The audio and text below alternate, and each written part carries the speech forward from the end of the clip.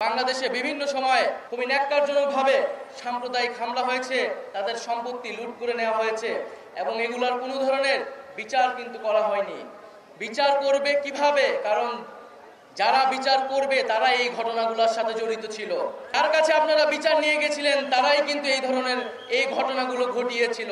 সংখ্যালঘু সম্প্রদায়কে বারবার রাজনৈতিক ভোট ব্যাংক হিসেবে ব্যবহার করা হয়, কিন্তু দিন শেষে দেখা যায় তাদের পাশে কেউই দাঁড়ায় না। ইতিমধ্যে আমাদের প্রধান উপদেষ্টা ডক্টর মোহাম্মদ ইউনূস জাতির উদ্দেশ্যে ভাষণে পরিষ্কারভাবে বলেছেন যে বাংলাদেশ একটি পরিবারের নাম। সেই একই কথাই আমি প্রতিধ্বনিত করতে চাচ্ছি যে বাংলাদেশ একটি পরিবারের নাম, একটি দেহের নাম। আজকে আমার একটি শরীরের একটি অংশ যদি আঘাতপ্রাপ্ত হয় তাহলে গোটা শরীরকেই কিন্তু আঘাতপ্রাপ্ত হয়। একইভাবে যদি আমার একটি দেশের যে কোনো জনগোষ্ঠী, সংখ্যালঘু জনগোষ্ঠী যদি আঘাতপ্রাপ্ত হয়, যদি অনিরাপদ থাকে, তাহলে গোটা বাংলাদেশই কিন্তু অনিরাপদ থাকে। তো সেই জায়গা থেকে আমরা মনে করি যে বাংলাদেশে সকল জনগোষ্ঠীর ধর্মীয় সংখ্যালঘু তাদের নিরাপত্তা দেওয়ার দায়িত্ব বাংলাদেশের সরকার, রাষ্ট্রের এবং সকল জনগণের। এটি একটি দায়িত্ব।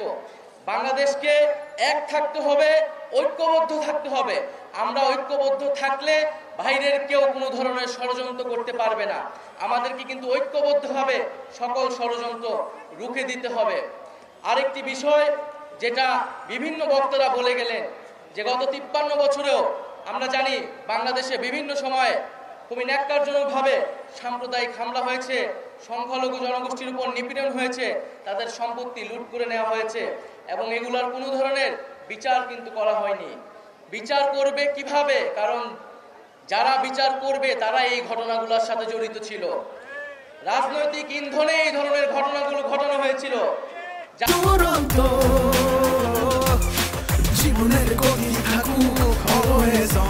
যার কাছে আপনারা বিচার নিয়ে গেছিলেন তারাই কিন্তু এই ধরনের এই ঘটনাগুলো ঘটিয়েছিল। আজকে সংখ্যালঘু সম্প্রদায়কে বারবার রাজনৈতিক টুল হিসেবে ব্যবহার করা হয়, রাজনৈতিক ভোট ব্যাংক হিসেবে ব্যবহার করা হয়, কিন্তু দিন শেষে দেখা যায় তাদের পাশে কেউই দাঁড়ায় না। যখন ভোট নেওয়া হয়ে যায় তখন কিন্তু আর তাদের কথা মনে থাকে না। যখন হামলা হয় তখন সবাই প্রতিশ্রুতি দেয় যে বিচার করা হবে, কিন্তু কোনো একটি বিচার কিন্তু আমরা দেখতে পাইনি এই বাংলাদেশে। আমরা মনে করি একটি নতুন বাংলাদেশের আমরা স্বপ্ন দেখছি। যদি এই নতুন বাংলাদেশ ইনক্লুসিভ না হয়, এই নতুন বাংলাদেশের স্বপ্নে যদি সকল জনগোষ্ঠী একমত না হতে পারে, অন্তর্ভুক্তি না হতে পারে, তাহলে এই বাংলাদেশের স্বপ্নটি ব্যর্থ হবে।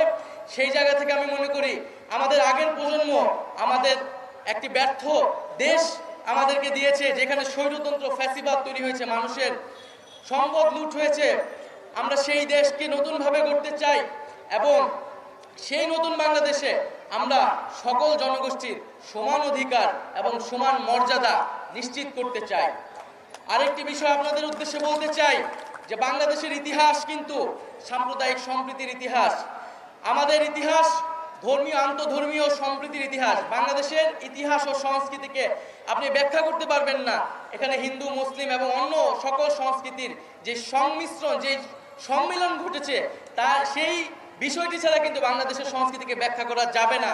তো এই ইতিহাসকে যাতে আমরা না ভুলে যাই এবং আমাদের যে সাম্প্রদায়িক সম্প্রীতির ইতিহাস, আমাদের যে সম্মেলনের ইতিহাস, সেই ইতিহাস এবং সেই সংস্কৃতিকে মনে ধারণ করেই কিন্তু বাংলাদেশকে নতুনভাবে এই বিশ্বের বুকে দাঁড় করা হতে হবে এবং আমাদের যে একতা, জনগণের একতা, সেই একতার শক্তিকে কিন্তু সামনে নিয়ে যেতে হবে।